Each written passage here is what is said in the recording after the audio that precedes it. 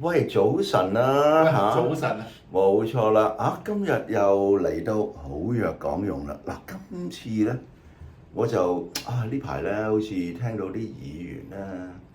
講及咧就係咧因為一個新嘅藥物嘅改革，係嘛？嗰啲價錢咧收費咧有改革，咁就擔心咧嗰啲病人咧就唔翻去醫管局攞藥，為咗慳啲錢啊嘛，Ben。係咁你覺得點樣睇咧？呢件事真係好關心喎！啲議員真係，即係我相信咧，每個人其實唔係淨係議員嘅，其實每一個個體咧，其實都應該要關心下自己嘅藥物究竟係用嚟做咩㗎啦，係應唔應該要用啦，幾時用啦，適合地去用啦，即係我哋好藥講用都係除咗好藥之外，你都要識得用啦，係咪？咁呢一個即係制度上嘅改革咧，我覺得係會帶出咗好多平時我哋一般嘅人咧，對於自己嘅健康有幾關注嘅問題。即係老實講，香港嘅即係醫療咧都係一個高補貼嘅，就算而家呢個即係改革收費改革咧，其實都仍然係一個高補貼嘅範圍之下去行嘅。咁你話有幾多人因為咁樣而真係因係冇錢而唔去攞藥咧？即係我覺得係真係需要深入啲去探討先能夠有一個定論。初步咁樣睇咧，我真係睇唔到有啲乜嘢嘅情況嚴重到我哋需要特別關注。反而咧，我哋要睇下分析一下點解啲人咧。即係有啲議員都話要分析一下點解啲人唔去攞，究竟唔攞嘅係咩藥？係一啲即係佢哋係咪真係已經屋企有嘅藥啊？又未過期嘅，還是一啲即係所謂有需要時候先用嘅藥，佢已經堆積咗一大堆喺度。即係我覺得呢個係一個過程嚟嘅。咁呢個過程咧，即係所謂清理舊嘅一啲問題。過咗之後咧，我哋先再去深入去探討一下，究竟實實在在係咪真係影響到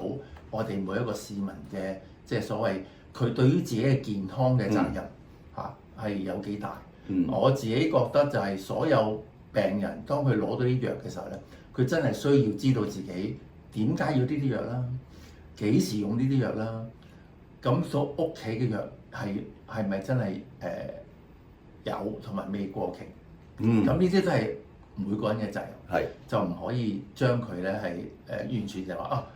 因為價錢貴，咁我就冇責任啦。係，所以咧呢個社區藥房真係好關鍵個 Ben， 真係將來會幫到啲市民喎。我絕對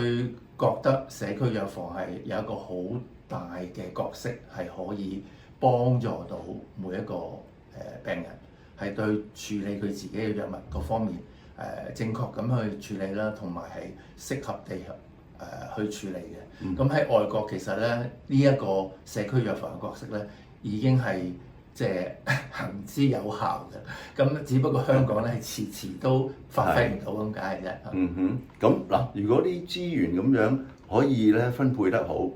咁將來啲 self-finance item 啊 Ben。你有咩？我都好希望咧，議員唔好淨係關注呢啲比較，我覺得係真係比較濕碎嘅即係所謂個人嘅開支，反而咧係要關注喺呢個收費改革之後所得到嘅額外資源醫管局或者政府係點樣去利用佢，而令到更加多而家嘅中產，尤其是咧，佢喺自費嗰方面嘅藥物係可以得到更大嘅支援，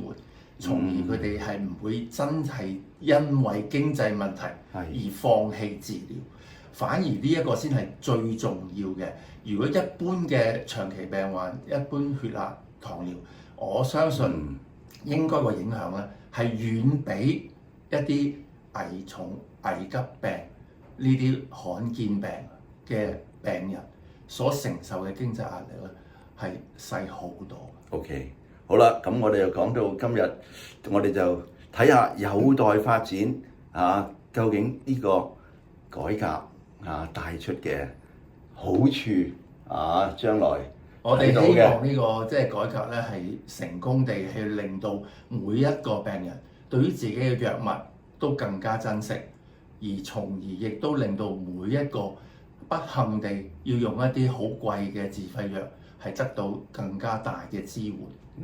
呢個咧就係好藥講用嘅宗旨啦，冇錯，係嘛？OK，多謝大家，好，遲啲見。遲啲見。